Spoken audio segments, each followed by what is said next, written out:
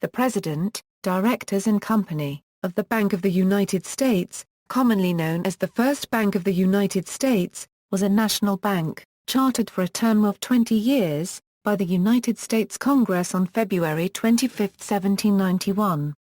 It followed the Bank of North America, the nation's first de facto central bank. Establishment of the Bank of the United States was part of a three-part expansion of federal fiscal and monetary power, along with a federal mint and excise taxes, championed by Alexander Hamilton, first Secretary of the Treasury. Hamilton believed a national bank was necessary to stabilize and improve the nation's credit, and to improve handling of the financial business of the United States government under the newly enacted Constitution. The first bank building is now a National Historic Landmark located in Philadelphia, Pennsylvania, within Independence National Historical Park. Background: in 1791, the First Bank of the United States was one of the four major financial innovations proposed and supported by Hamilton, first Secretary of the Treasury. In addition to the national bank, the other measures were assumption of the state war debts by the U.S. government, establishment of a mint and imposition of a federal excise tax. The goals of Hamilton's three measures were to establish financial order, clarity and precedence in and of the newly formed United States. Establish credit a euro, both in country and overseas a euro for the new nation. Resolve the issue of the fiat currency, issued by the Continental Congress immediately prior to and during the American Revolutionary War a euro the Continental. In simpler words, Hamilton's four goals were to have the federal government assume the state's Revolutionary War debts, pay off the war debts, raise money for the new government, establish a national bank and to create common currency. Proposal: according to the plan put before the first session of the First Congress in 1790, Hamilton proposed establishing the initial funding for the First Bank of the United States through the sale of $10 million in stock, of which the United States government would purchase the first $2 million in shares. Hamilton, foreseeing the objection that this could not be done since the U.S. government did not have $2 million, proposed that the government make the stock purchase using money lent to it by the bank. The loan to be paid back in 10 equal annual installments. The remaining $8 million of stock would be available to the public, both in the United States and overseas. The chief requirement of these non-government purchases was that 1/4 of the purchase price had to be paid in gold or silver. The remaining balance could be paid in bonds, acceptable scrip, etc.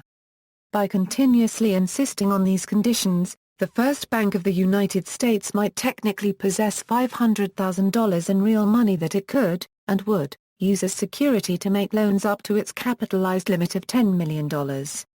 However, unlike the Bank of England, the primary function of the bank would be credit issued to government and private interests, for internal improvements and other economic development, per Hamilton's system of public credit. The business it would be involved in on behalf of the federal government a depository for collected taxes, making short-term loans to the government to cover real or potential temporary income gaps, serving as a holding site for both incoming and outgoing monies a was considered highly important but still secondary in nature. There were other, non-negotiable conditions for the establishment of the First Bank of the United States.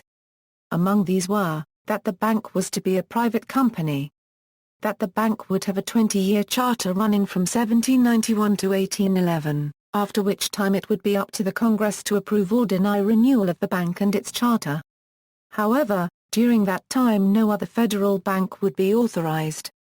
States, for their part, would be free to charter however many intrastate banks they wished.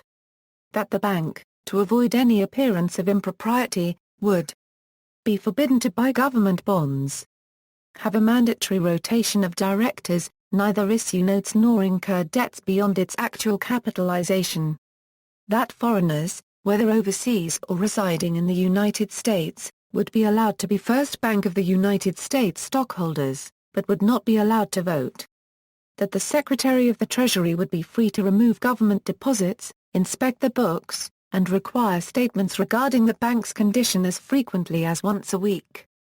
To ensure that the government could meet both the current and future demands of its governmental accounts, an additional source of funding was required, for interest payments on the assumed state debts would begin to fall due at the end of 1791. Those payments would require $788,333 annually, and an additional $38,291 was needed to cover deficiencies in the funds that had been appropriated for existing commitments. To achieve this, Hamilton repeated a suggestion he had made nearly a year before: increase the duty on imported spirits, plus raise the excise tax on domestically distilled whiskey and other liquors. Local opposition to the tax led to the Whiskey Rebellion. Opposition. Hamilton's bank proposal faced widespread resistance from opponents of increased federal power. Secretary of State Thomas Jefferson and James Madison led the opposition, which claimed that the bank was unconstitutional, and that it benefited merchants and investors at the expense of the majority of the population. Like most of the Southern members of Congress, Jefferson and Madison also opposed a second of the three proposals of Hamilton, establishing an official government mint. They believed the centralization of power away from local banks was dangerous to a sound monetary system and was mostly to the benefit of business interests in the commercial North, not Southern agricultural interests, arguing that the right to own property would be infringed by these proposals. Furthermore, they contended that the creation of such a bank violated the Constitution, which specifically stated that Congress was to regulate weights and measures and issue coined money. The first part of the bill, the concept and establishment of a national mint, met with no real objection, and sailed through. It was assumed the second and third part would likewise glide through, and in their own way they did. The House version of the bill, despite some heated objections, easily passed. The Senate version of the bill did likewise, with considerably fewer, and milder, objections. It was when the two bills changed houses, complications set in. In the Senate, Hamilton's supporters objected to the House's alteration of the plans for the excise tax. The establishment of the bank also raised early questions of constitutionality in the new government. Hamilton, then Secretary of the Treasury, argued that the bank was an effective means to utilize the authorized powers of the government implied under the law of the Constitution. Secretary of State Thomas Jefferson argued that the bank violated traditional property laws and that its relevance to constitutionally authorized powers was weak. Another argument came from James Madison, who believed Congress had not received the power to incorporate a bank, or any other governmental agency. His argument rested primarily on the 10th Amendment, that all powers not endowed to Congress are retained by the states. Additionally, his belief was that if the Constitution's writers had wanted Congress to have such power, they would have made it explicit. The decision would ultimately fall on President George Washington, following his deliberate investigation of the cabinet members' opinions. Presidential approval. George Washington initially declared that he was hesitant to sign the bank bill into law. Washington asked for the written advice and supporting reasons from all his cabinet members, most particularly from Hamilton. Attorney General Edmund Randolph from Virginia felt that the bill was unconstitutional. Jefferson, also from Virginia, agreed that Hamilton's proposal was against both the spirit and letter of the Constitution. Hamilton, who, unlike his fellow cabinet members, came from New York, quickly responded to those who claimed incorporation of the bank unconstitutional. While Hamilton's rebuttals were many and varied, chief among them were these two: what the government could do for a person, it could not refuse to do for an artificial person, a business. And the first Bank of the United States, being privately owned and not a government agency, was a business. Thus, unquestionably incident to sovereign power to erect corporations to that of the United States, in relation to the objects entrusted to the management of the government.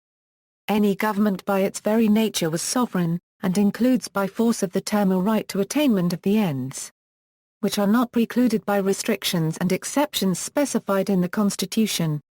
On February 25, 1791, convinced that the Constitution authorized the measure, Washington signed the bank bill into law. On March 19, 1791, Washington appointed 3 commissioners for the taking of subscriptions for this new bank: Thomas Willing, David Rittenhouse, and Samuel Howell. Expiration of charter. After Hamilton left office in 1795, the new Secretary of the Treasury Oliver Wolcott, Jr. informed Congress that, due to the existing state of government finances, more money was needed. This could be achieved either by selling the government's shares of stock in the bank, or by raising taxes. Walcott advised the first choice. Congress quickly agreed. Hamilton objected, believing that the dividends on that stock had been inviolably pledged for the support of the sinking fund to retire the debt. Hamilton tried to organize opposition to the measure, but was unsuccessful. In 1811, the U.S. Senate tied on a vote to renew the bank's charter. Vice President George Clinton broke the tie and voted against renewal. The bank's charter thus expired in 1811. In 1816, the bank was succeeded by the Second Bank of the United States. Purchased by Girard, after the charter for the First Bank of the United States expired in 1811, Stephen Girard purchased most of his stock as well as the building and its furnishings on South 3rd Street in Philadelphia and opened his own bank, later known as Girard Bank. Girard hired George Simpson, the cashier of the First Bank of the United States, as cashier of the new bank, and with 7 other employees, opened for business on May 18, 1812. He allowed the trustees of the First Bank of the United States to use some offices and space in the vaults to continue the process of winding down the affairs of the closed bank at a very nominal rent.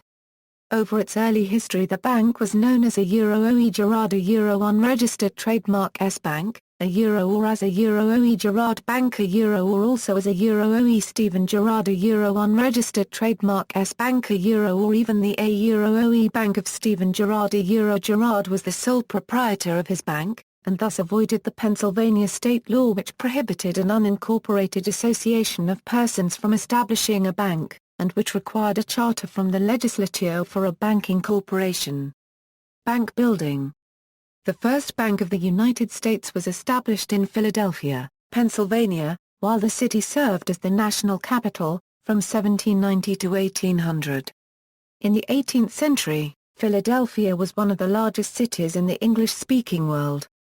The bank began operations in Carpenter's Hall in 1791, some 200 feet from its permanent home.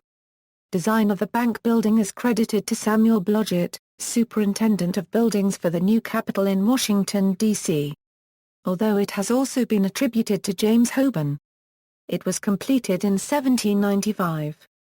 The First Bank of the United States has received various designations as a historic building.